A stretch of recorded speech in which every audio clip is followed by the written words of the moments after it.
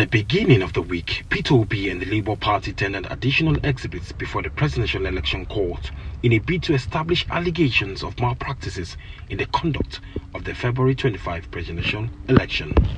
Counsel for Obi, Peter Afaba, tendered forms EC40G-PU, EC40G-1, and reports prepared by the electoral body after the election to be used to determine the legality of Tinubu's election as the president.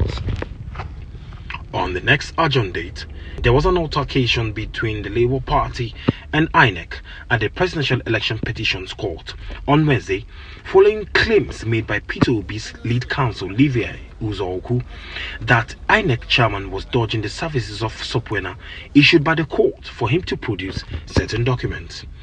This happened after Obi and the Labour Party tendered some IRAV reports and results from about 7 states and the local government areas.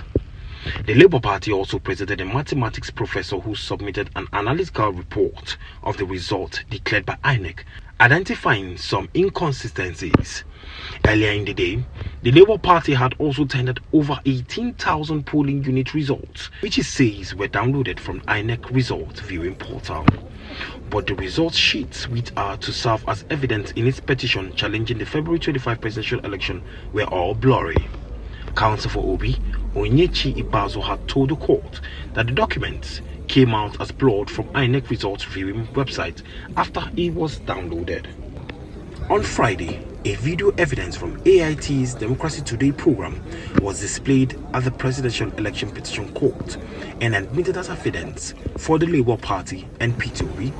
This followed the subpoena issued by the court on the broadcaster to tender the material at the ongoing trial of the petition of the Labour Party. The video content tethered through the presenter of the program, Ijeoma Osamo, who represented the organization, showed the INEC chairman, Professor Mahmood Yakubu, in a briefing held on 22nd November 2022, confirming that election results will be transmitted live.